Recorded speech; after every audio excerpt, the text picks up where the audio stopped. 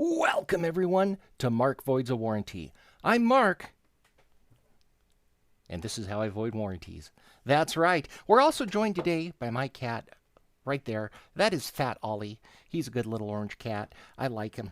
We're here today to murdalize this iPhone 6. As you can tell, when you press the button, it doesn't turn on. Well, I mean, that's reason enough. Granted, it's been sitting in a drawer for 2 years, so maybe the battery's discharged, but that's not my problem. That's the engineer's problem, right? They could have done something about that, I'm sure. I don't know what, but something. Anyhow, we're going to take this apart and see what's inside. It should be fun. While I'm going through this today, if you do have any questions, comments, concerns, we've got the little chat open, so I hope some of you guys are there. And then I also have a new toy to play with today. It should be fun. So let's flip over to our overhead screen and we'll get going. I do have a couple dismantling tools ready to go. I did do a mild amount of preparation today that is unusual of me. So iPhone uses these tiny little doohickeys, and you really do need a special set of tools to get into. I picked up this screwdriver set, and I lost the case quite a while ago, or I got rid of the case is a better description, so I 3D printed my own, which is great, but that also means I have no idea what this screwdriver set's called, and that does not appear to be the right bit. So I'm just going to search around here until we find something that fits in the hole, and if it doesn't, we'll pull out some drills and go crazy. If I remember correctly, the iPhone 6 was the last iPhone to have an audio port on it, which is just a shame. Apple likes doing stuff so differently. Same thing with their little charging port. The only device in the world that has that, which means, you end up with a bunch of cords. Oh, one other thing I guess I should mention here is that I do zero preparation for these things. So I don't know how devices come apart. I could cheat and go to like iFixit, but I don't. I don't want to. I want to learn and break stuff so that you guys can laugh at my misfortunes and say, "Ha ha ha ha, silly American."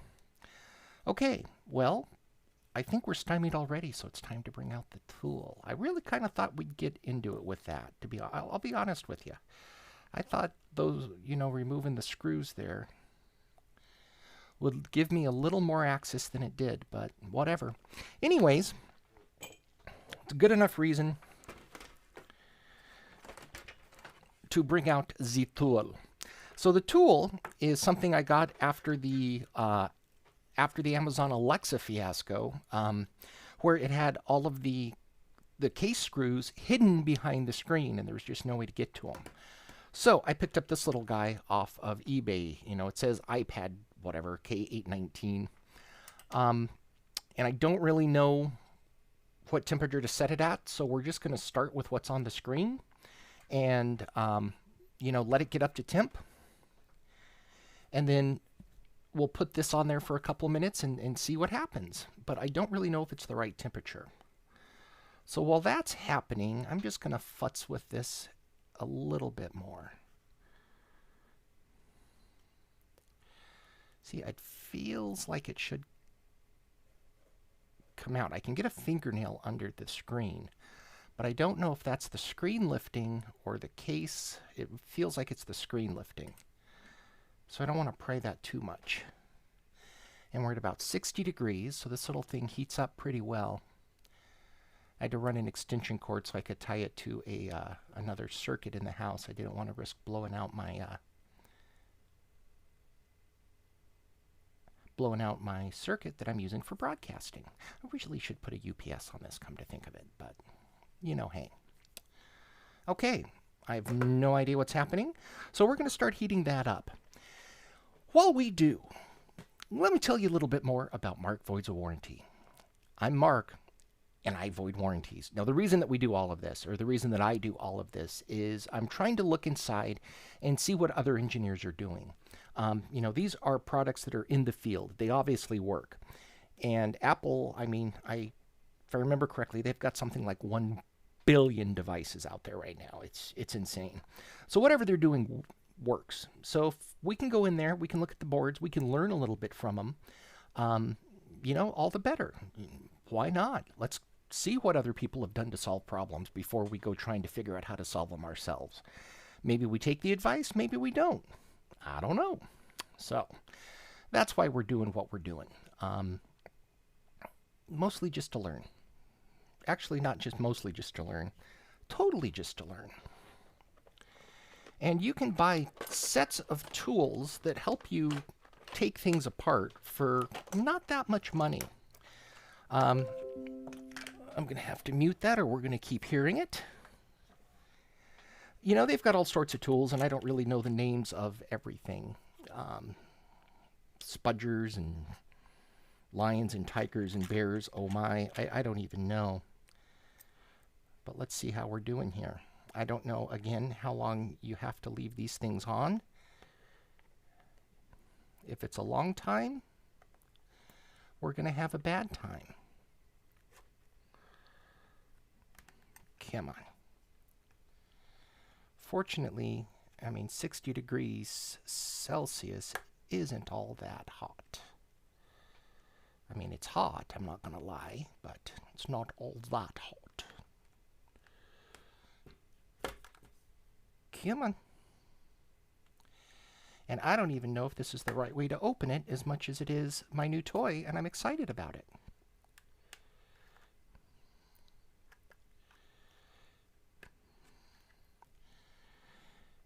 I don't feel like...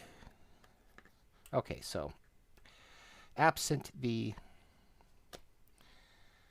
screen lifting, we got into it. It really had nothing to do with this heat plate. There were some metal clips on the sides that I had to pry up. So I'm going to go ahead and disconnect this somehow, I hope. And then we'll start the tear down while we're letting things heat up. There's a stiffener.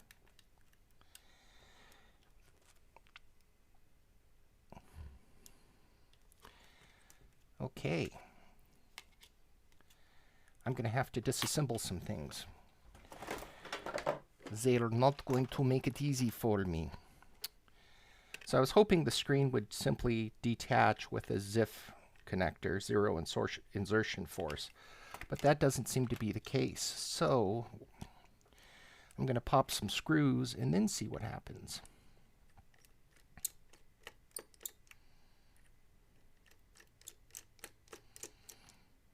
And I don't even know what screws or how many. These are a little small for me to see. You probably have a better view than I do. That looks like whatever it is moving.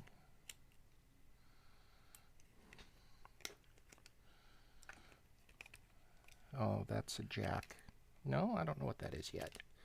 Oh, it's the camera module. I don't want the camera module. I want to disconnect stuff, peeps. This looks like the other camera module.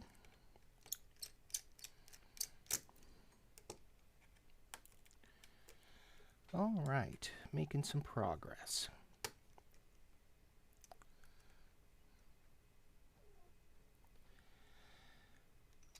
Ollie Cat's over in the corner. He's sad that I'm not petting his belly right now, but you know what they say, Ollie. Sometimes you gotta work.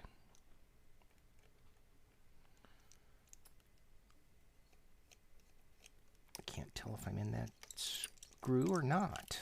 Okay, so this is the other camera module. So that's one thing separated. Man, I am glad I don't have to assemble this stuff. My goodness. I just don't have the vision for it, one, but I'm sure I don't have the patience for it either. This stuff is crazy.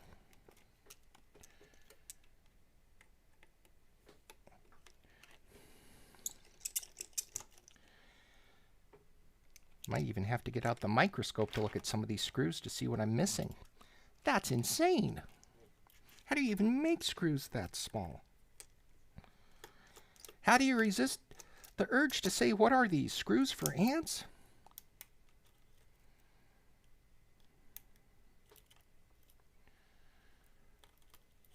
I just can't even imagine.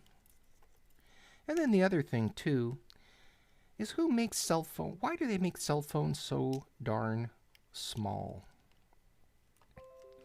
Nobody's asking for them to be made that small. And then you have to put a big old case on it. It just makes no sense to me. Okay. How is that? I guess I could see what's underneath here. We've got to find one end or the other of the connection. I mean, the other thing we can do, this is marked voids of warranty. I could also always just cut right through that cable and call it a day.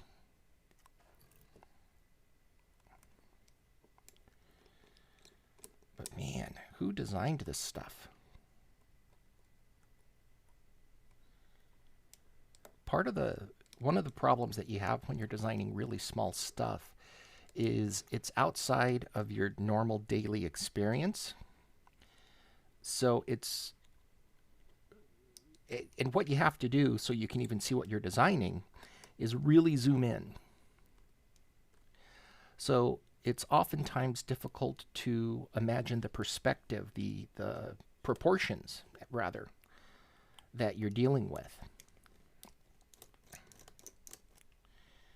And it's very easy to design things that are not easily manufacturable.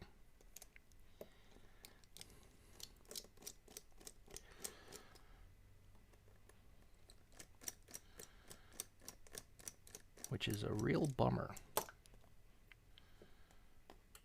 Okay, does that... Still more screws. I don't even know what the proper dimensions on these things are. They're certainly fractions of a millimeter. They've got to be smaller than a millimeter in every meaningful dimension. Did I miss one?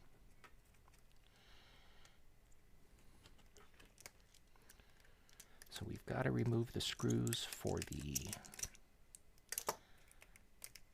home button. And then remove that metal back plate. Feels like it's taped to something. Oh. Whoops. Oh well. Why is there a...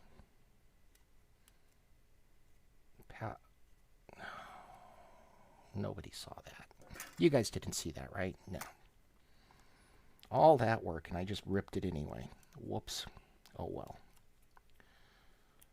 I guess we might as well do that then and keep moving on with life. Oh yeah. We're going to see what happens with this on the hot plate. So I'm going to set that right there for a minute. We'll see how things go. All right. Let's get to a bit of a closer camera and see what there is to see. We need overhead narrow, which is, I think, this one. All right. So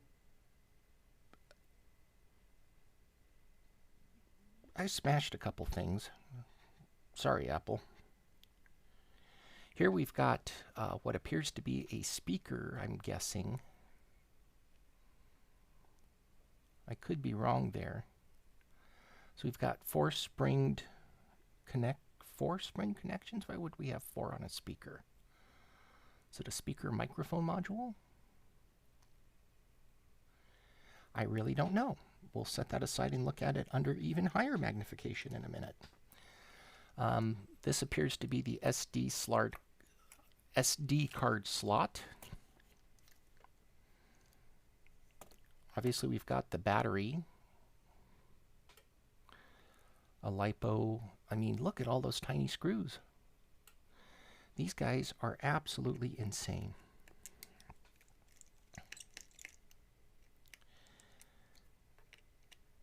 Back when I graduated high school, my first job was at a Radio Shack. And we sold cell phones, some of the first ones, including the Motorola brick phone, the gray things. And we had to program them there in the store, and there were no programming cables. It was all done on the keypad, which was a little 12-button jobber. I forget the whole sequence, but I remember you had to hit 0 like 13 times to enter the programming thing. And, you know, you go through all the steps, and if you make one mistake, you got to start all over. Really a bummer.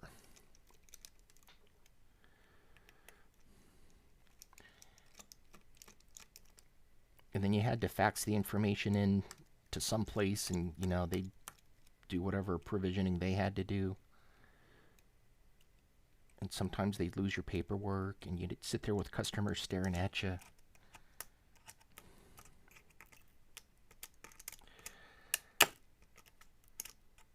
Okay, so there's a lot of shielding in here.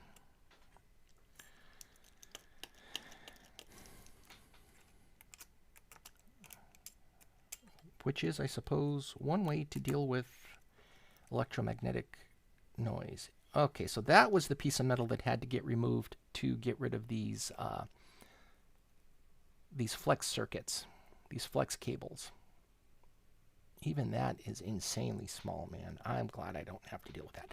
That's the one that we should have removed to get the screen free without damage. And that one held all of these, all of those connectors in. So that one had mechanical purpose. Okay, so while we're doing that, let's see how this is coming along.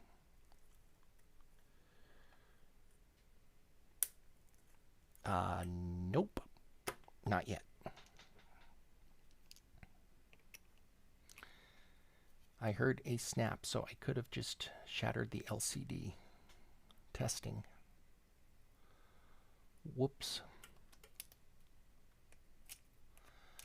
I guess I'm the reason we can't have nice things. Don't worry, you can fix LCDs with super glue and ramen. It'll be fine. And I don't know if you can tell, but I am not even using my eyes anymore. I'm actually using my preview monitor. Seeing what's going out onto the internet, so I can actually even see these screws. This stuff is small, man. Small, small, small. And we've got to figure out how to get underneath that battery, too. Okay, well, when you don't know how something comes apart, you can always start with the obvious stuff. Get all of the, you know, if you see a screw head, take it out. And again, I don't know if this is mechanical or what. Or if it's shielding. That last one I thought was shielding ended up being mechanical. Oh, there's another screw. See, we've got some more visitors that have joined us. If you guys have any comments, feel free to ask them in the chat.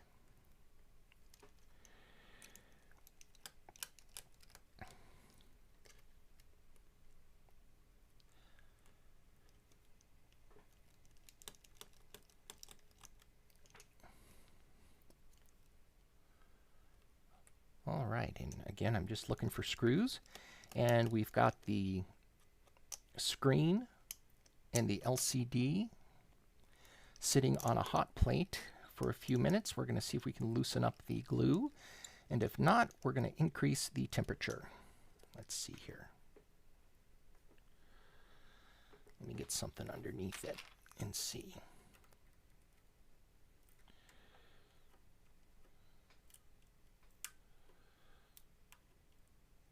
Something's coming apart. I think it's the backing. Okay, so just over here on the screen side of things, there is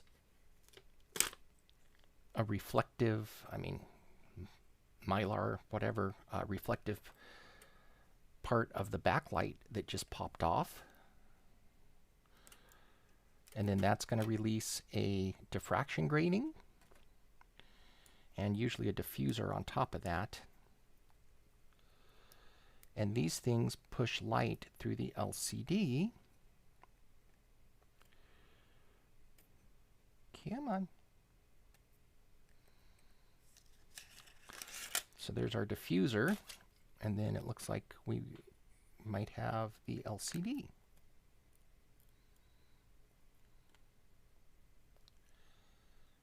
I don't think it's ready to come yet, as illustrated by the tearing sound I just heard. So, back to this for a minute. And I'm going to go ahead and... Can I pump that up?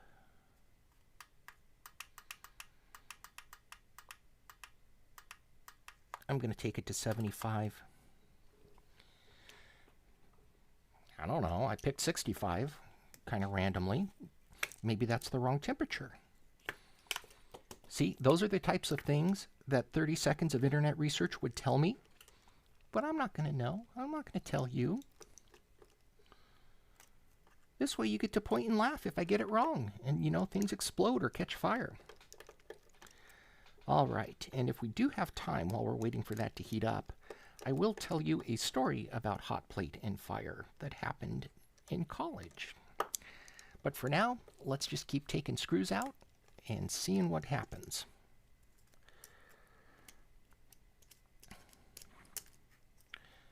So this is down near the port for power and USB connections and whatnot.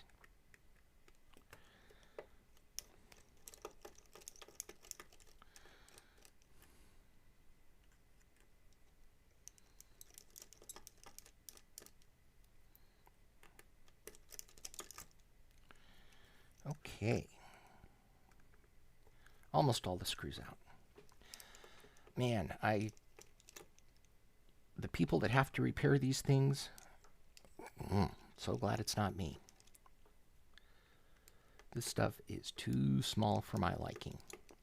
You really need some skilled technicians to go after this stuff.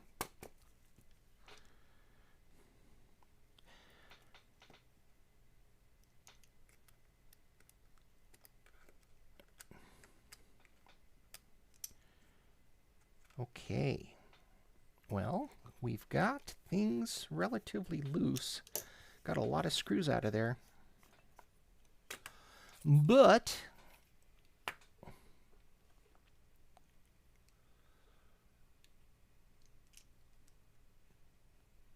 looks like we've got, is that epoxy or potted? I mean, I can start making out some traces. Here I've got an antenna connection that seems to run the length of the case. Let me flip over to this spudger here. See if now that we've gotten those things free, we can see underneath.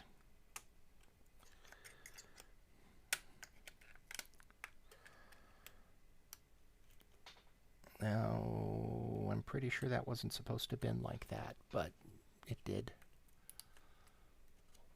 Oh well.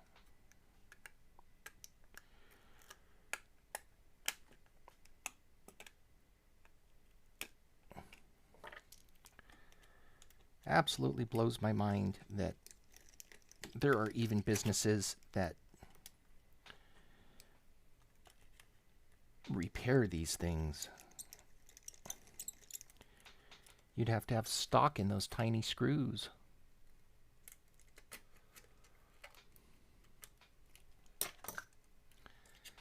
Okay. No.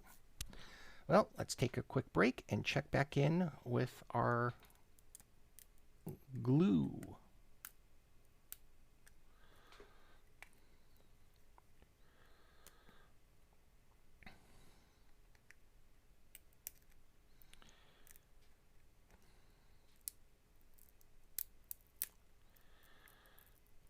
I don't know if I'm breaking it or if I'm doing what I need to do. I feel glass shards, so I'm obviously breaking it. Not hot enough. Or at least not enough time. we're going to 90C on the descriptor. I've already damaged that. What do you think? Super glue and ramen? I don't know.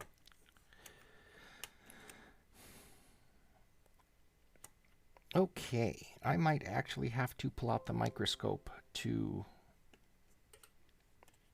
do any more tear down here. Or I wonder what happens if we get the battery out. Maybe there's stuff hiding under there. I don't even know how the battery's held in. I do know that lipos like to explode when damaged.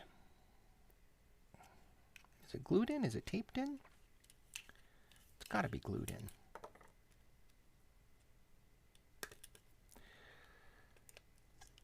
Teachers out there, beware.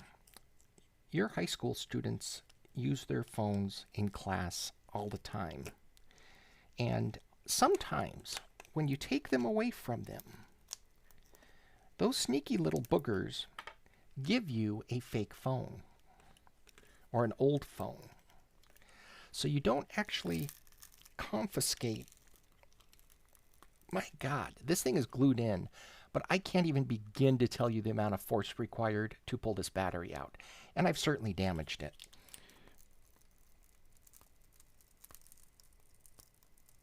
My gosh.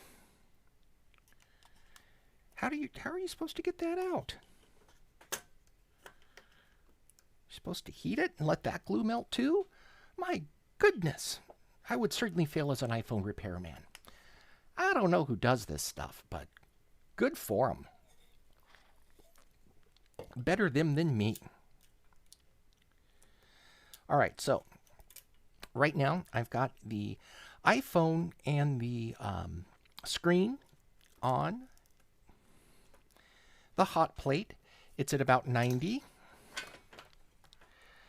And while we're giving those a minute to heat up, I will tell you a story. So I got my first degree in physics. And after that, I decided I wanted to be a teacher. So it made sense to me to get my master's in teaching. And I didn't know it at the time, but that turned out to be a bit of a mistake because the classes just weren't challenging.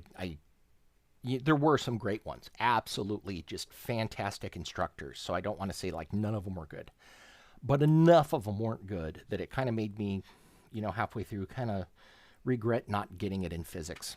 Anyhow, one of the not so good classes, the teacher, I don't know what it was, but the universe just didn't like him. A lot of things happened. For example, he never really told us what he was going to teach the day of. There was a syllabus, but he just kind of jumped around as he wanted to. He would do things like say, all right, today we're going to teach, geography. Does anybody know what the latitude and longitude of the university is? That was his starter question, which, who would know that? Unless you're a physics student and you just came from the physics lab where GPS was just, relatively consumer GPS was brand spanking new, and we had a GPS one floor down that I sat there looking at, staring in awe, not 10 minutes before he asked that question. So obnoxious little me, my arm just shoots straight up in the air. And I'm like, Mr. Jacobs, I know. And, I rattled off, whatever it was, my 117, or was it like 117.9 west, 34 north, somewhere around there. I don't really remember anymore. But I had it out to like 2 or 3 decimal places. And he just sits there, just, mouth agape. And it's like, how does anybody know that? Well, nobody knows that unless, of course, you just happen to know that because you just saw it. Another time, we're doing something with, and he's trying to teach, lessons that, you can then go teach whatever subject you're teaching. Speed of sound. Does anybody know what the speed of sound in air is? Shoot my hand straight up because, 6 floors down is the lab that I work in, and we actually need the temperature and humidity daily so that we can adjust one of the experiments. So I know what the speed of sound is because we're experimenting with the speed of sound, and we just did the calculations to adjustment, like 30 minutes later. So again, I know it out, in meters per second out to 2 or 3 decimal places, just off the top of my head, because we had just done it. Okay, heat is helping, by the way. So knowing the right heat temperature is the secret to pulling that battery out. If this thing starts showing signs of degradation, I'm going to have to take this thing and run it outside to let it explode there. Anyhow, battery's free. So I'm going to take this off and let that cool. And then we'll continue that tear down. So anyways, it goes on like this for a while. I destroy a few more of Mr. Jacobs' experiments, his intro questions. And he starts thinking I'm just, well, first of all, obnoxious, because I was. But second of all, he must have thought I was some genius, which I certainly was not. So then, we get to the end of the semester, and Mr. Jacobs has had enough of Mark, right? He's absolutely had enough. So we're a couple, we're not at the final. We're a couple lessons before that. And, he's got all his equipment set up at the front of the room, and he's walking around, he's pulling out these rolls of brown paper towel that don't absorb anything. You've seen those. And he happens to set one on a hot plate, and the hot plate's on. So he does his intro question, and like all the other intro questions, he knows I know the answer, because I do know the answer to all of them. I didn't know this one, but I remember. It doesn't matter. But he's like, does anybody know? My hand shoots up before he even asks the question. He's like, not now, Mark. It's like, okay. So then I give it a few seconds. He asks this question. I shoot my hand up again. He's like, Mark, not now. Okay, Mr. Jacobs, 30 seconds later, I put my hand up, and he's like, Mark, not now. And I'm like, but Mr. Jacobs. He's like, fine, Mark, fine, because he's had enough of me. What is it? What is so important that you just can't put your hand down? Well, Mr. Jacobs, your paper towels are on fire. Because they'd been smoking the whole time. It was that poor man. I'm sure I drove him from the profession. Oh, well. Okay. So we're up at about 90 degrees C. And this stuff is sure peeling a lot nicer now. Except that side's broken too. This is really fragile. I mean, you can see the part where I first started to peel it. This glass is so thin. I don't even know if that's 5 mils thick. I'd have to pull out a micrometer. So that's the rest of the reflection. Hi, Chester. I know.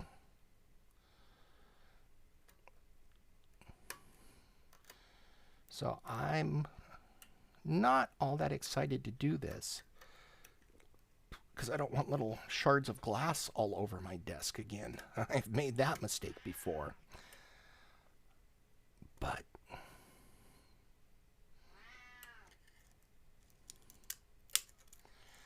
it's like cracking an egg. I don't even know how to describe this.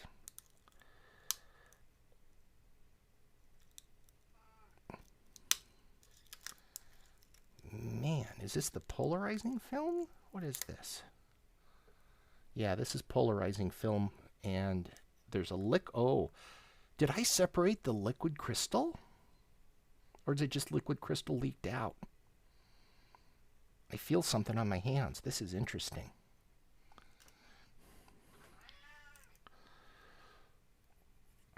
I wonder if I have what I have done. Okay, we've got an angry kitty that needs some attention. Come here. Come on. There you go, buddy.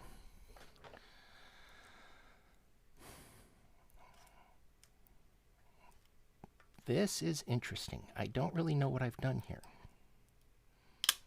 I can't imagine that I'm in the middle of a liquid crystal, but there's a whole lot of moisture. I don't even know if you can see it. It could have leaked out, but I've never heated an LCD before like this. This is a new toy to me, and I don't know what the proper temperatures are to melt the glue. I don't know. This cannot be the way you're supposed to take these things apart. Okay. But we're not LCD engineers, we're electrical engineers. So we're getting back to our topic at hand, which is this.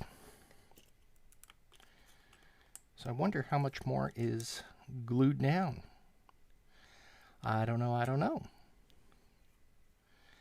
All right, so we've got something resembling an antenna with the letter Y on it that I'm removing there.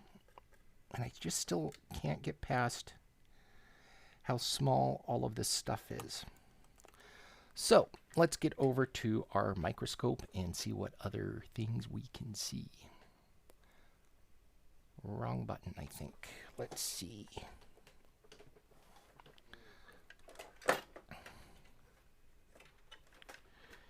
All right. I'm going to have to get this thing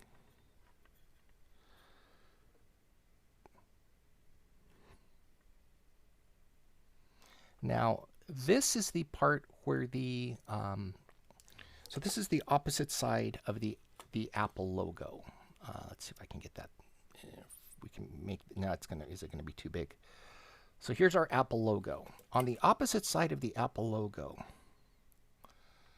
we've got this weird. I don't know if that's welded or what. And then we've got an even weirder pattern. There's two of them. I initially thought it was a QR code, but under magnification, now I'm not so sure.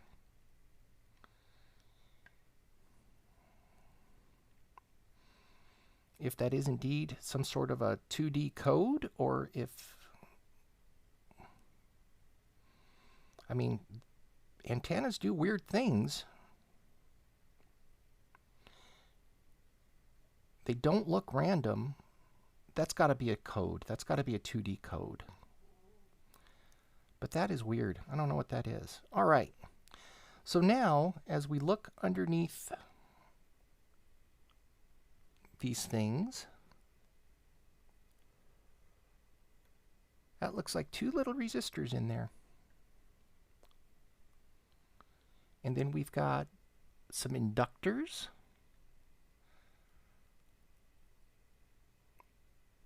So this is some sort of a power, I mean, it could be RF, but I doubt it. I think this is some sort of a power regulation circuit.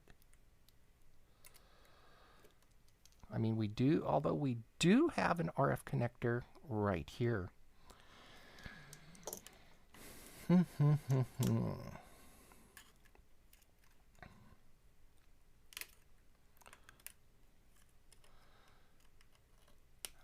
There we go. So these are 2-layer screws. That's why I couldn't get them apart. So that isn't what I thought it was.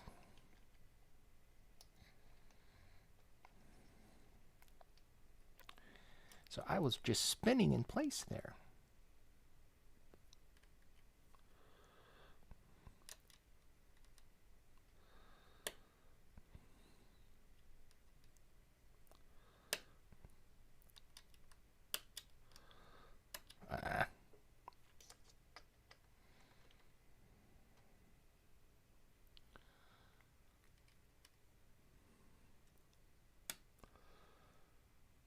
I can't tell what I'm doing.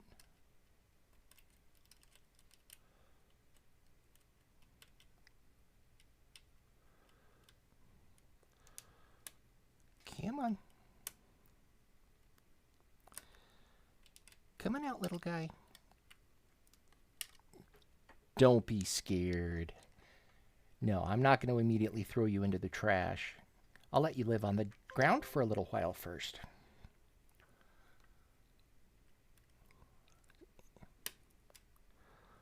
Interesting fastener. Come on.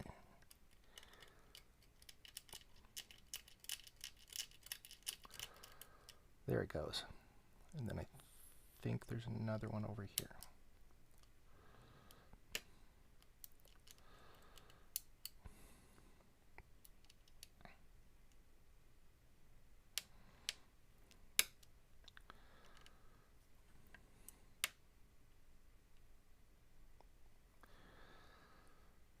Come on.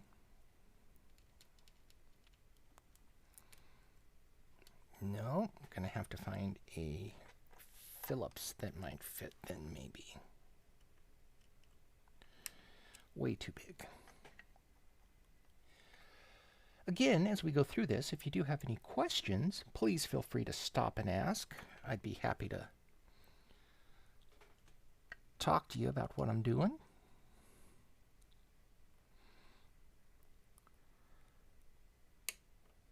There we go. That happened to work. See if there's any more of those.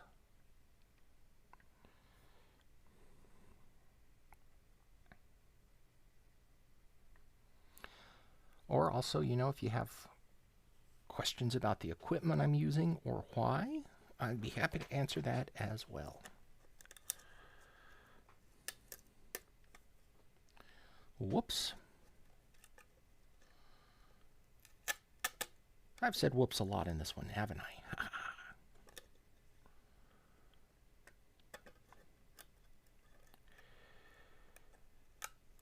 So, currently,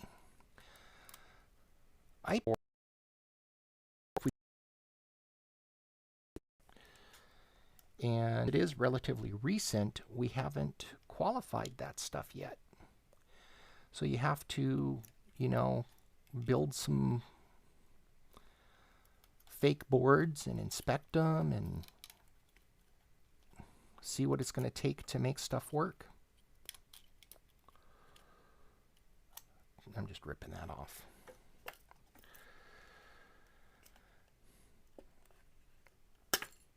So we'll be able to, not too long from now, but not just yet. Probably within, you know, 3 months or so, I would hope. Okay. I'm just going to stay on the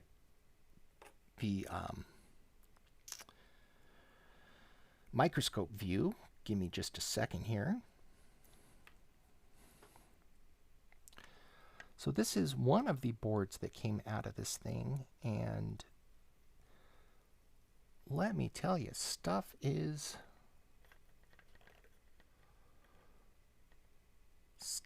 small.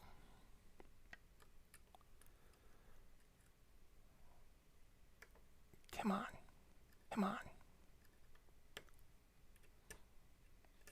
Man, it's one way to get it off. I guess. It's just not the right way. Okay, I was glued on. Oh well. We'll call that one a tie. So it looks like most of the electronics are hidden underneath, you know, whatever's underneath here, it's all shielded in an RF shield. This little coax cable.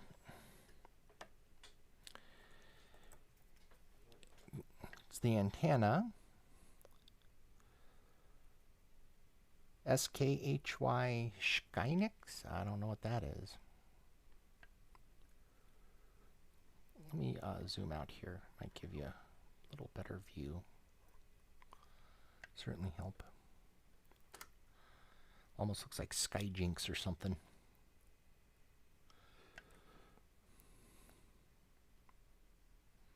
And then more stuff hidden underneath an RF shield. Okay, so they ran RF point to point from down here on the board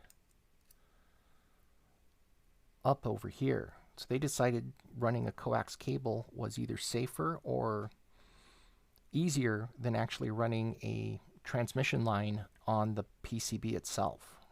I mean, they didn't have a whole lot of room. So that's an interesting solution to a problem. And then another one here. I bet you one was Wi-Fi and one was cellular antenna. And then you've got all these impossibly small off-board connectors to the FPC stuff. And then everything is coded. I mean, we do see test pins, but I mean, a lot of the components near those connectors are all glued down. I guess so they don't get damaged during installation. Maybe? I don't know. And then all these things are, of course, glued down. Or, I'm sorry, soldered down. They do not want me to get in here. Well,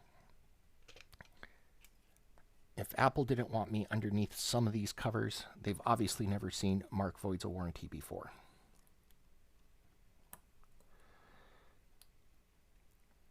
If you ever do have I mean, I might have to heat them up, I don't know. If you ever do have problems with magnetic fields escaping your devices and whatnot, you can get this stuff called mu metal, which I don't know if this stuff is mu metal or stainless or what, but mu metal has a high permeability, so it really tends to wrap. Oh, that's cute. They did their logo right there. So it really tends to wrap the magnetic field lines back in upon themselves. What is this?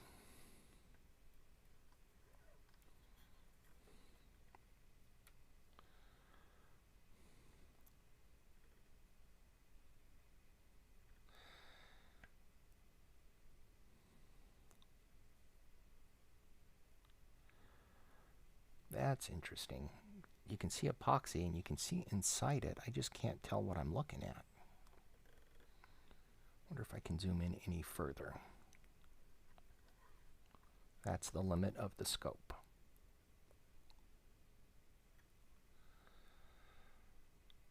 I can't tell what I'm looking at.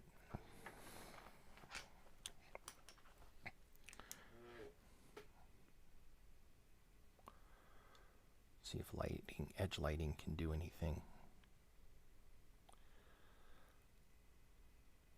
Nope. Can't tell, can't tell.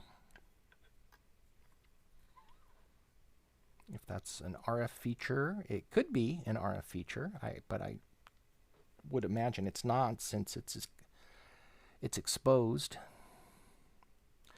There's all my weld joints. Okay, well, tell you what, we'll set those aside for a second and see if we have better luck with the cameras. All right, so here's the camera. The camera is, you know, it's a little self-contained module. It has everything in this board. It connects through a FFC cable through a multi-pin connector. There we go. Everything is covered in a thin layer of black tape. I don't know why.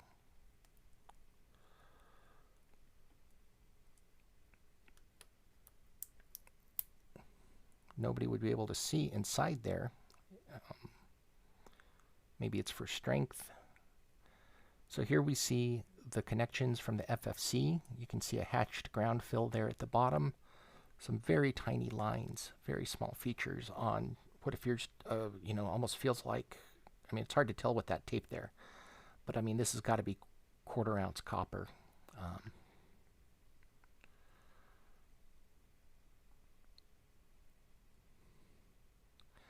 Wonder if that tape is painted copper. I don't know. Oh, is that a hint that it is? Or is that just a scratch down to the polyimide? I really can't tell. It could be that we've just got... No, that's got to be a tape. That's got to be just a simple adhesive. Let's see.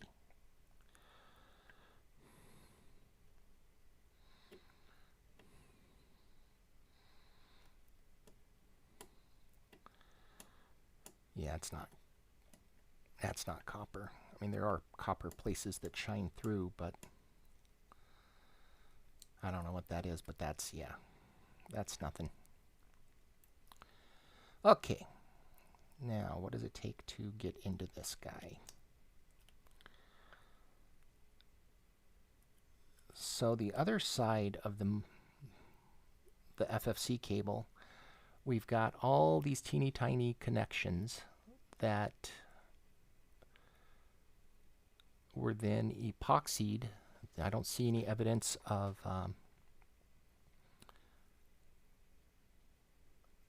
interfacial crystals at all. So these things were just glued to the camera module. And here we've got the camera module with even more glue here in the middle. And you can kind of make out what I believe might be a silicone carrier board right there under the glue. I'm not entirely sure. Need my buddy Jackson, who designs these things, to hop on and teach me. Let's see if I can cut through that. Okay, there's one. I think. I can't even impress upon you guys the size of this stuff, right? Let me show you my fingernail. The camera module fits inside of it, no problem. This thing is small.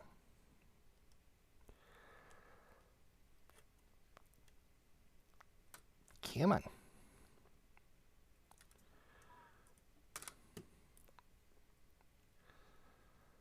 Come on, come on, come on.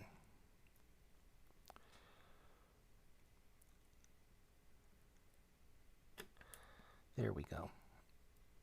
Glue. Yep, that might have been silicone on the back side there that I just saw.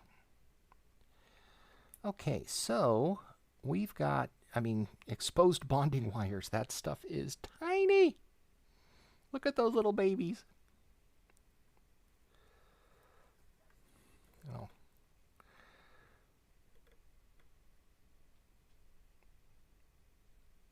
So they used a bonding machine to connect the top to the bottom there. This is the LCD surface.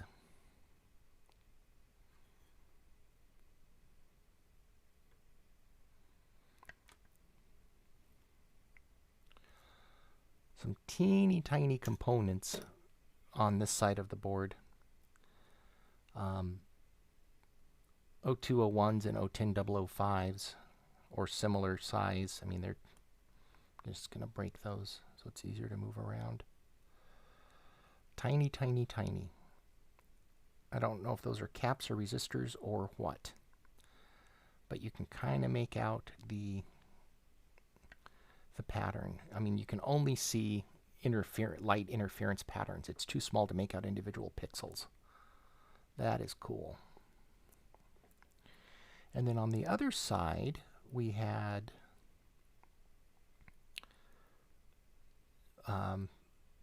just some... Oh, that's neat. Check that out. This is a polyimide inductor. We need to see in... This is a planar inductor. How about that?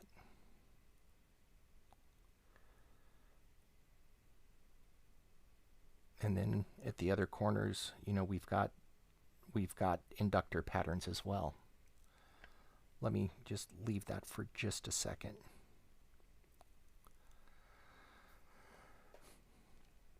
Isn't that cool? So the way that they can affect the magnification of these things, or the zoom, the focus, I'm sorry, not the magnification, the focus, is you've got magnets, very strong magnets underneath, over the top of those inductors we just saw. And you can use that to, you spring load the lens a little bit, and you can use that. Let me zoom out. Sorry. Sometimes I forget that the screen is, sorry about that. Sometimes I forget that YouTube is, not YouTube, but the screen is zoomed in a little too much. But anyways, you can kind of see that thing, it floats, the lens floats. And then you use that little bit of attraction or repulsion around the lens to get that thing to move up and down. Oh man, that is cool. Good job, camera designers. As my daddy used to say, clever, clever, toilet lever.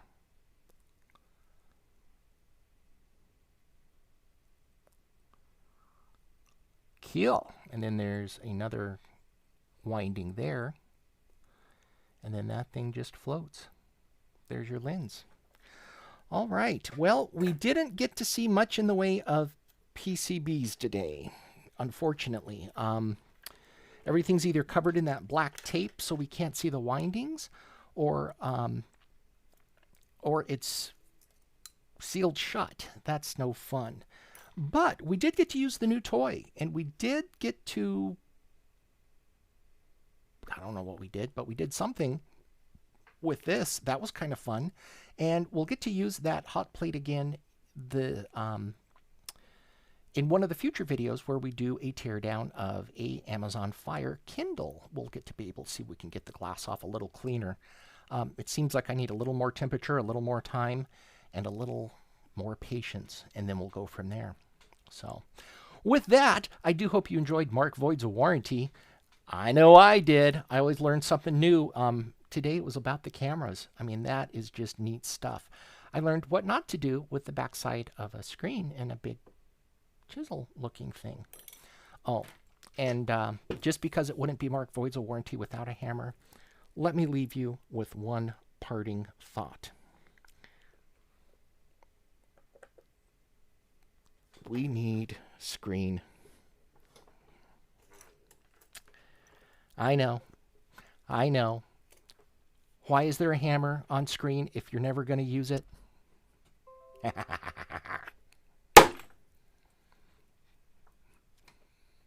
All right, folks. That's it for me. I hope you enjoyed Mark Voids of Warranty today. I am stuck between screens there. I hope you enjoyed Mark Voids of Warranty today. I hope you learned something. If you did, if you had fun, join me again each Friday at noon, and we'll take something else apart. I'm Mark. Great having you here. Take care. Bye.